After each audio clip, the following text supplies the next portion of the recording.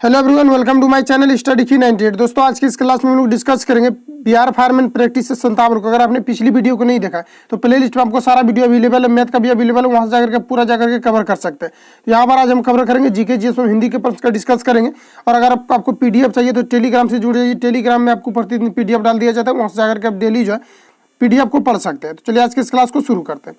पहला प्रश्न कुछ इस प्रकार से यहाँ पर आपको एक नंबर में पूछा जा रहा है, भारतीय राजनीतिक पार्टी सीपीआई का पूरा नाम क्या है? बताइए, भारतीय राजनीतिक पार्टी सीपीआई का पूरा नाम क्या है, ये आपको यहाँ पर पूछा जा रहा है। इसकी अगर हम बात करें तो इसका होता है कम्युनिस्ट पार्टी ऑफ इंडिया। होता है क्या होता है? Communist party of India. तो ऑप्शन ए में आपको यहाँ पर दिया हुआ है कॉमन पार्टी ऑफ इंडिया, तो ये आपका गलत हो जाएगा।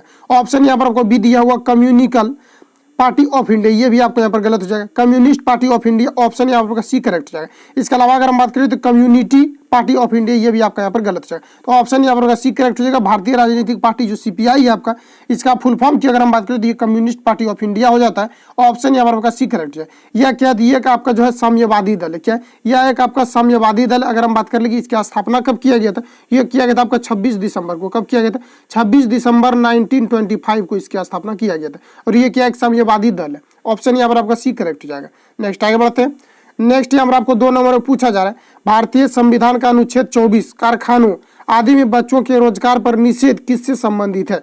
तो बताइए कि कहने का मतलब है कि भारतीय संविधान के अकॉर्डिंग जो अनुच्छेद 24 में जो कहा गया है कि 14 वर्ष से कम उम्र वाले बच्चों को आप कल कारखानों में जो है काम पर नहीं लगा सकते। इसका कहने का जो अधिकार है ये किस प्रकार का अधिकार है, इसके बारे में यहाँ पर आपको पूछा जाए तो ये आपका भारतीय नागरिक का ये मौलिक अधिकार है। ऑप्शन ए यहाँ पर आपका करेक्ट हो जाएगा कि भारतीय संविधान का अनुच्छेद 24 कल कारखानों आदि में बच्चों को रोजगार पर निषेध किससे संबंधित है? तो ऑप्शन ए करेक्ट हो जाएगा, भारतीय नागरिक के मौलिक अधिकार से संबंधित। तो ऑप्शन यहाँ पर एक करेक्ट हो जाएगा, यानी 14 वर्ष से जो भी बच्चे का कम उम्र है उसको आप कल कारखानों में नहीं लगा सकते। तो ऑप्शन यहाँ पर एक करेक्ट हो जाएगा। नेक्स्ट आगे बढ़ते हैं। और अगर हम बात कर ले यहाँ पर कि अनुच्छेद जो आपका यहाँ पर मौलिक अधिकार के बारे में यहाँ पर चर्चा किया गया, तो ये आपको पूछा जाता है कि मौलिक अधिकार जो ये किस अनुच्छेद में अगर बात कर ले चर्चा किया गया तो ये किया गया है 12 और 35 अनुच्छेद में ये मौलिक अधिकार के बारे में चर्चा किया गया है। तो ऑप्शन ए यहाँ पर आपका करेक्ट हो जाएगा। नेक्स्ट आगे बढ़ते हैं। नेक्स्ट यहाँ पर आपको 3 नंबर में पूछा जा रहा है, भारतीय संविधान ने भारत को निम्नलिखित में से डैश को छोड़कर बाकी सभी का होना घोषित किया है। तो बताइए कि ऐसा क्या है भारतीय संविधान में जिसमें डैश को छोड़कर सभी को होना घोषित किया, ये आपको यहाँ पर बताना है। इसकी अगर हम बात करें तो ये साम्यवादी, ये आपका छोड़ करके ये सभी प्रजातांत्रिक गणराज्य ये आपका सही है, साम्यवादी है ये आपका सही है, धर्मनिरपेक्ष ये आपका यहाँ पर सही है।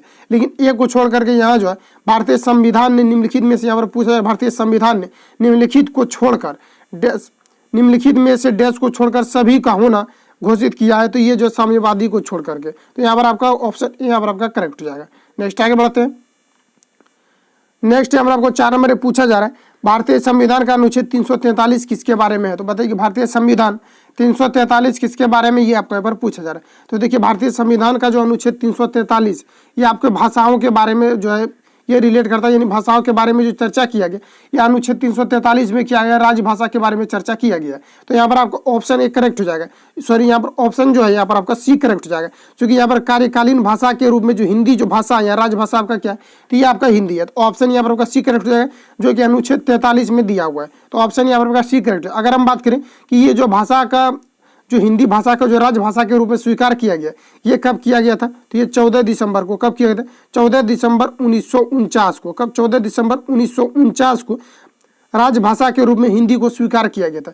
इसलिए 14 दिसंबर को हिंदी भाषा दिवस जो मनाया जाता है ये कब मनाया जाता है? तो ये 14 दिसंबर को प्रत्येक वर्ष मनाया जाता है। तो ये भी आपको यहाँ पर याद रखना, हिंदी दिवस जो मनाया जाता है ये आपके 14 दिसंबर को मनाया जाता है। अगर हम बात कर ले कि कब हिंदी भाषा को राजभाषा के रूप में स्वीकार किया गया था, तो 14 दिसंबर 1949 को स्वीकार किया गया था। तो ऑप्शन सी यहाँ पर आपका करेक्ट हो जाएगा। अनुच्छेद जो 343 है ये राजभाषा की हिंदी राजभाषा को जो हिंदी के रूप में स्वीकार किया गया था ये आपका जो है 343 से संबंधित। ऑप्शन यहाँ पर सी करेक्ट हो जाएगा।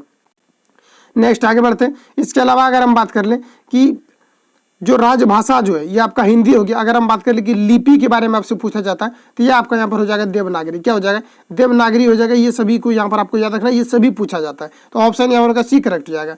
नेक्स्ट आगे बढ़ते हैं।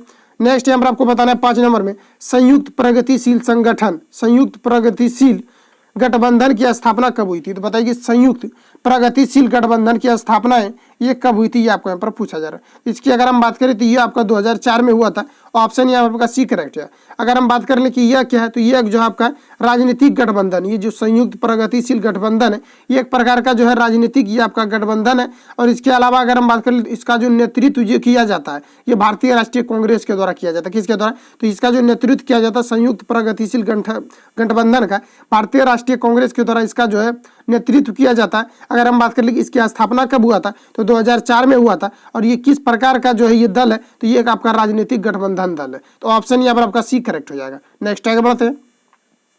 नेक्स्ट यहाँ पर आपको 6 नंबर में बताना है, लोकसभा में कितनी सीटें अनुसूचित जाति और अनुसूचित जनजातियों के प्रतिनिधियों के लिए आरक्षित है। तो बताइए कि लोकसभा की कितनी सीटें अनुसूचित जाति और अनुसूचित जनजातियों के प्रतिनिधियों के लिए आरक्षित है, ये आपको यहाँ पर बताना है। इसकी अगर हम बात करें तो टोटल जो है 131 सीटें आरक्षित है। इसमें अगर हम बात कर लेते 84 सीट जो है ये आपका अनुसूचित जाति के लिए है। इसके अलावा अगर हम बात कर ले जो आपको 47 बच रहा है, ये 47 की अगर हम बात कर ले तो 47 जो है ये आपका अनुसूचित जनजाति के लिए आरक्षित है। तो ऑप्शन यहाँ पर आपका डी करेक्ट हो जाएगा, क्योंकि यहाँ पर जब पूछा जा रहा है दोनों के बारे में पूछा जा रहा है, अनुसूचित जनजाति और अनुसूचित जनजाति के बारे में पूछा जा रहा है। तो टोटल की अगर हम बात करें तो 131 सीट आरक्षित है। ऑप्शन यहाँ पर आपका डी करेक्ट हो जाएगा। नेक्स्ट आगे बढ़ते हैं।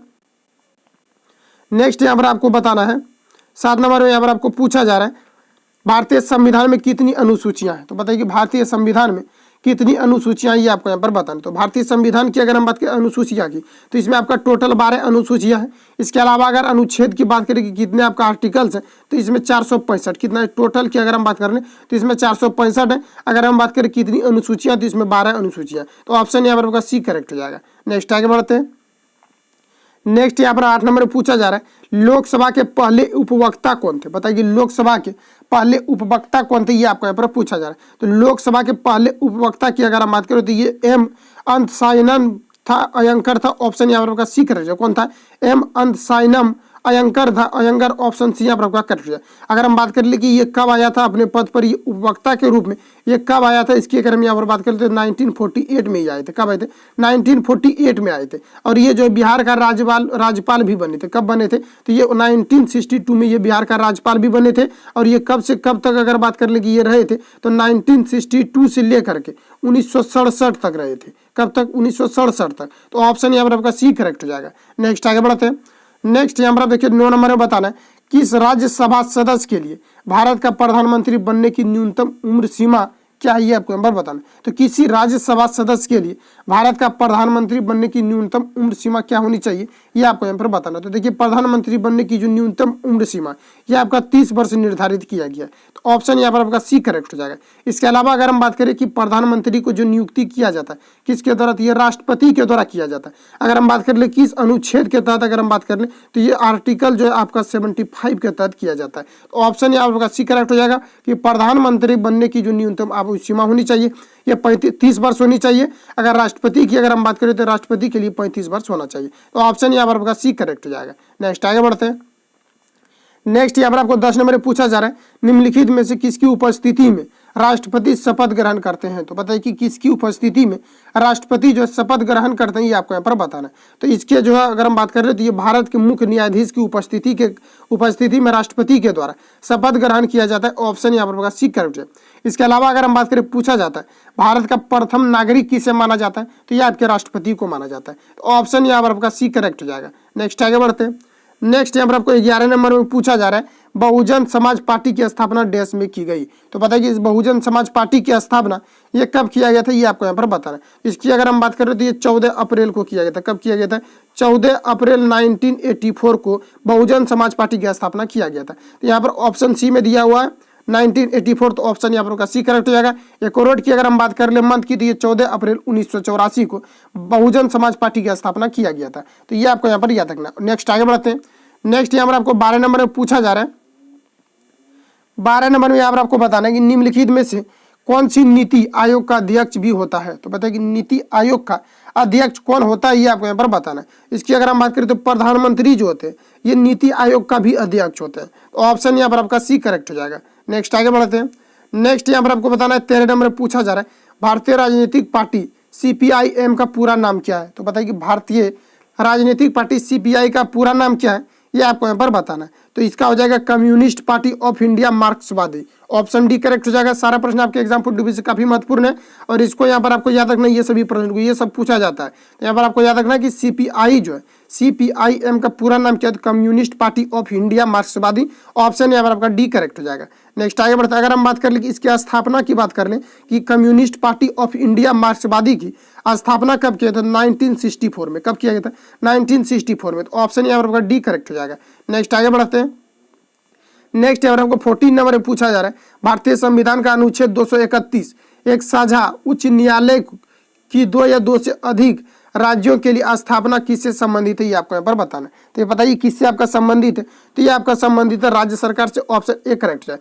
इसके अलावा अगर हम बात कर ले कि 2 राज्य जो बनाया जाता है, 2 राज्य जो राज्यों को तोड़कर या 2 राज्य को जो मिलाने का कार्य करता है, ये किया जाता है संसद के द्वारा। किसके द्वारा, संसद के द्वारा किया जाता है। किसके द्वारा, संसद के द्वारा किया जाता है। अगर हम बात कर ले कि जब 2 राज्य के बीच अगर झगड़ा हो जाता है तो उसको जो सुलझाने का कार्य करता है, विवाद हो जाता है, उसको सुलझाने का कार्य कौन करता है, तो ये उच्च न्यायालय करता है, हाई कोर्ट करता है। तो ये भी आपको यहाँ पर याद रखना है, उच्च न्यायालय, सॉरी यहाँ पर सर्वोच्च न्यायालय करता है। कौन करता है, सर्वोच्च न्यायालय, यानी कि सुप्रीम कोर्ट के द्वारा किया जाता है। तो ऑप्शन ए यहाँ पर आपका करेक्ट हो जाएगा। नेक्स्ट आगे बढ़ते हैं। नेक्स्ट यहाँ पर आपको 15 नंबर में पूछा जा रहा है, मौलिक कर्तव्यों को डैश संशोधन द्वारा भारतीय संविधान में शामिल किया गया है। तो बताइए कि मौलिक जो कर्तव्य किस संशोधन के द्वारा भारतीय संविधान में इसको मिलाया गया, ये आपको यहाँ पर पूछा जा रहा है। तो बताइए किस संविधान में मिलाया, कब मिलाया गया था। इसकी अगर हम बात कर ले तो ये जो मिलाया गया था, ये 42वां जब संविधान संशोधन हुआ था तब मौलिक कर्तव्य को भारतीय संविधान में शामिल किया गया था। अगर हम बात करें कि 42वां जो संशोधन हुआ था ये कब हुआ था, तो ये आपका हुआ था 1976 में जो हुआ था 42वां संविधान संशोधन हुआ था, जिसमें कि भारतीय संविधान में व्यक्ति के मौलिक कर्तव्य को मिलाया गया था। तो ऑप्शन यहाँ पर आपका बी करेक्ट हो जाएगा। नेक्स्ट आगे बढ़ते हैं। नेक्स्ट यहाँ पर आपको 16 नंबर में पूछा जा रहा है, हरियाणा की संसदीय सीटों की, यानी कि लोकसभा में सीटों की संख्या कितनी, ये आपको यहाँ पर बताना है। तो बताइए कि हरियाणा की संसदीय सीटों की संख्या कितनी है लोकसभा में, ये आपको यहाँ पर पूछा जा रहा है। तो हरियाणा की अगर हम बात करें तो इसमें 10 सीटें, सबसे कम की अगर हम बात करें तो ये आपका हरियाणा का ही है। तो ऑप्शन ए यहाँ पर आपका करेक्ट हो जाएगा। नेक्स्ट आगे बढ़ते हैं। नेक्स्ट यहाँ पर आपको बताना कि सीमा शुल्क निम्नलिखित सरकार की नीतियों में से किसका एक साधन है। तो बताइए कि सीमा शुल्क निम्नलिखित सरकार की नीतियों में से किसका एक साधन, ये आपको यहाँ पर बताना है। तो ये जो है राजकोषीय साधन है। ऑप्शन यहाँ पर आपका एक करेक्ट हो जाएगा। इसके अलावा अगर हम बात करें तो ये जो वसूली किया जाता है ये भारत के वित्त मंत्रालय के द्वारा जो है ये लिया जाता है। किसके द्वारा लिया जाता है, तो भारत के वित्त मंत्रालय के द्वारा ये लिया जाता है। तो ऑप्शन यहाँ पर आपका एक करेक्ट हो जाएगा। नेक्स्ट आगे बढ़ते हैं। नेक्स्ट यहाँ पर 18 नंबर में बता, राष्ट्रपति भवन देश में बनाया गया था। तो बताइए सर्वप्रथम राष्ट्रपति भवन जो बनाया गया था ये कब बनाया गया था, ये आपको यहाँ पर बताना है। तो इसकी अगर हम बात करें तो ये आपका 1929 में प्रथम बार राष्ट्रपति भवन बनाया गया था, जो कि दिल्ली में बनवाया गया था। ऑप्शन यहाँ पर आपका बी करेक्ट हो जाएगा। ठीक है, अगर बात कर ले कि ये कब बनवाया गया था, अगर बात करें ये तो आपका शुरू जो हुआ था ये 1929 में हुआ था। अगर हम बात, सॉरी ये जो इसका जो कार्य जो पूरा हुआ था ये हुआ था आपका 1929 में। अगर हम बात कर ले कब इसका कार्य स्टार्ट हुआ था, तो 1912 में इसका कार्य जो है ये प्रारंभ हुआ था। अगर फाइनल की अगर हम बात कर ले तो ये 1929 में हुआ था। ऑप्शन यहाँ पर आपका बी करेक्ट रहेगा, जो कि दिल्ली में किया गया था। नेक्स्ट आगे बढ़ते हैं। नेक्स्ट यहाँ पर आपको 19 नंबर में पूछा जा रहा है, भारत की लोकसभा में कौन से राज्य सबसे अधिक सीटें हैं। तो बताइए कि भारतीय लोकसभा में सबसे ज्यादा जो सीटें हैं ये किस स्टेट का, ये आपको यहाँ पर बताना है। तो इसकी अगर हम बात कर ले तो ये सबसे ज्यादा की अगर हम बात कर लीजिए आपको उत्तर प्रदेश में। ऑप्शन यहाँ पर सी करेक्ट हो जाएगा। उत्तर प्रदेश में कितना सीटें हैं, तो ये टोटल जो है कितना, तो ये आपका 80 सीटें, जिसके कारण से उत्तर प्रदेश का सबसे अधिक सीटें। ऑप्शन यहाँ पर आपका सी करेक्ट हो जाएगा। इसके अलावा याद रखेंगे कि राज्यसभा में भी अगर हम बात कर ले कि राज्यसभा में सबसे ज्यादा किस स्टेट का सीट है, तो राज्यसभा की अगर हम बात कर ले तो टोटल 31 सीट है उत्तर प्रदेश का। राज्यसभा की अगर हम बात कर ले तो इसमें टोटल 31 सीट है उत्तर प्रदेश का। अगर लोकसभा की अगर हम बात करें तो ये भी उत्तर प्रदेश का 80 सीट है। तो ऑप्शन यहाँ पर आपका सी करेक्ट हो जाएगा। नेक्स्ट आगे बढ़ते हैं। नेक्स्ट यहाँ पर आपको 20 नंबर में पूछा जा रहा है, आंध्र प्रदेश की संसदीय सीटों की लोकसभा में पूछा जा रहा है, यहाँ पर लोकसभा में आंध्र प्रदेश की संसदीय सीटों की संख्या कितनी है। तो बताइए आंध्र प्रदेश की संसदीय सीटों की संख्या कितनी है, तो इसमें टोटल आपका 25 है। ऑप्शन यहाँ पर आपका डी करेक्ट है। अगर हम राज्यसभा की बात कर ले कि राज्यसभा में कितना है, टोटल 11 है। तो इतने फैक्टर याद रखना है। ऑप्शन यहाँ पर आपका डी करेक्ट हो जाएगा। नेक्स्ट आगे बढ़ते हैं। नेक्स्ट यहाँ पर आपको 21 नंबर में पूछा जा रहा है, किस प्रकार की सरकार में ईश्वर के नाम पर पुजारी शासन करते हैं। तो बताइए किस प्रकार की सरकार में ईश्वर के नाम पर पुजारी शासन करते हैं, ये आपको यहाँ पर पूछा जा रहा है। तो इसकी अगर हम बात करें तो ये धर्मतंत्र हो जाएगा। करेक्ट आंसर ऑप्शन नंबर यहाँ पर आपका सी जो ये करेक्ट हो जाएगा। नेक्स्ट आगे बढ़ते हैं। नेक्स्ट यहाँ पर आपको 22 नंबर में बताना है, भारत संविधान सभा के पहले अस्थायी अध्यक्ष कौन थे। तो ध्यान रखना कि एक होता है अस्थाई, एक होता है आपका अस्थाई। अस्थाई की अगर हम बात करें तो ये हो जाएगा आपका डॉक्टर सच्चिदानंद सिन्हा, ऑप्शन यहाँ पर आपका डी करेक्ट हो जाएगा। इसके अलावा अगर हम बात करें कि अस्थाई अध्यक्ष कौन था, अस्थाई की अगर हम बात करें तो ये डॉक्टर राजेंद्र प्रसाद था, लेकिन अगर आप अस्थाई की बात करें तो ये डॉक्टर सच्चिदानंद सिन्हा हो जाएगा। ऑप्शन यहाँ पर आपका डी जो है ये करेक्ट हो जाएगा। नेक्स्ट आगे बढ़ते हैं। नेक्स्ट यहाँ पर आपको बता रहा है 23 नंबर में केरल की संसदीय सीटों की, लोकसभा में, इसमें भी लोकसभा में पूछा जा रहा है केरल की संसदीय सीटों की संख्या कितनी है। तो बताइए कि केरल की संसदीय सीटों की संख्या कितनी है आपको यहाँ पर बताना है। तो इसमें आपका टोटल 20 है, ऑप्शन सी करेक्ट हो जाएगा। इसके अलावा अगर हम राज्यसभा की अगर हम बात करें तो राज्यसभा में टोटल 9 है, तो ऑप्शन यहाँ पर आपका सी करेक्ट हो जाएगा। नेक्स्ट आगे बढ़ते हैं। नेक्स्ट यहाँ पर आपको बताना है कि लोकसभा में सदस्यों की अधिकतम संख्या कितनी है। तो बताइए कि लोकसभा में सदस्यों की अधिकतम संख्या कितनी है आपको यहाँ पर बताना है। तो लोकसभा की अगर हम बात कर ले तो टोटल 552, कितना, टोटल 552 सीटें जो है। तो ऑप्शन यहाँ पर आपका सी जो है ये आपका करेक्ट हो जाएगा कि लोकसभा में सदस्यों की अधिकतम संख्या कितना हो सकता है, तो 552 हो सकता है। ऑप्शन यहाँ पर आपका सी करेक्ट हो जाएगा। इसके अलावा यहाँ पर थोड़ा सा आप लोग याद रखेंगे कि मूल संविधान की जो लोकसभा में सदस्यों की जो संख्या थी टोटल 500 थी, कितना थी, मूल संविधान की अगर हम बात कर रहे तो इसमें टोटल 500 सदस्यों की संख्या थी। अगर हम बात कर ले कि अभी की अगर हम बात कर रहे हैं वर्तमान की, इसमें 552 हो गई है। ऑप्शन यहाँ पर आपका सी करेक्ट हो गया है। नेक्स्ट आगे बढ़ते हैं। नेक्स्ट यहाँ पर आपको 25 नंबर बताना है श्रमिक की उत्पादकता बढ़ने पर निम्नलिखित में से क्या घटित होता है। तो बताइए श्रमिक की उत्पादकता बढ़ने पर निम्नलिखित में से क्या घटित होता है ये आपको यहाँ पर बताना है। तो देखिए श्रमिक की जो उत्पादकता बढ़ने की अगर हम बात कर ले तो श्रमिक की मांग वक्र दाईं और क्या होता है कि स्थानांतरित हो जाता है। तो ऑप्शन यहाँ पर आपका डी करेक्ट हो जाएगा कि श्रमिक की उत्पादकता बढ़ने पर निम्नलिखित में से क्या घटित होता है। तो श्रमिक मांग जो है वक्र दाईं और स्थानांतरित हो जाता है। ऑप्शन यहाँ पर आपका डी करेक्ट हो जाएगा। नेक्स्ट आगे बढ़ते हैं। नेक्स्ट यहाँ पर आपको 24 नंबर में बता रहे हैं निम्नलिखित में से क्या उपभोक्ता अर्ध टिकाऊ वस्तु है। तो अर्ध टिकाऊ अगर हम वस्तु की बात करें तो घरों में जो प्रयुक्त होने वाले इलेक्ट्रॉनिक जो वस्तु हम लोग उपयोग करते हैं उसको अर्ध टिकाऊ वस्तु में उसको वर्गीकृत किया गया है। तो यहाँ पर करेक्ट आंसर की अगर हम बात करें तो कार और टेलीविजन सेट, यहाँ ऑप्शन ए में आपको यहाँ पर दिया हुआ है जो कि यहाँ पर आपका गलत हो जाएगा। दूध और दुग्ध उत्पाद ये भी आपका गलत हो जाएगा। खाद्यान्न और अन्य खाद्य पदार्थ ये भी आपका गलत हो जाएगा। पंखा और बिजली की इस्त्री जैसे विद्युत उपकरण, तो ऑप्शन डी करेक्ट हो जाएगा क्योंकि घरों में जो उपयुक्त होने वाले जो इलेक्ट्रॉनिक जो वस्तुएं हैं उसको अर्ध टिकाऊ में वर्गीकृत किया गया है। ऑप्शन यहाँ पर आपका डी करेक्ट हो जाएगा। नेक्स्ट आगे बढ़ते हैं। आइए नेक्स्ट में यहाँ पर आपको पूछा जा रहा है अन्य बातें समान होने पर किसी वस्तु की मांग की मात्रा में कमी किस कारण से हो सकती है आपको यहाँ पर बताना है। तो बताइए अन्य बातें समान होने पर किसी वस्तु की मांग की मात्रा में किस प्रकार से कमी हो सकती है आपको यहाँ पर पूछा जा रहा है। तो इसकी अगर हम बात करें तो उस वस्तु की कीमत में वृद्धि हो सकती है। ऑप्शन यहाँ पर आपका एक करेक्ट हो जाएगा। नेक्स्ट आगे बढ़ते हैं। नेक्स्ट यहाँ पर आपको 28 नंबर में पूछा जा रहा है निम्नलिखित में से क्या आर्थिक समस्या नहीं है। तो बताइए निम्नलिखित में से क्या आर्थिक समस्या नहीं है आपको यहाँ पर बताना।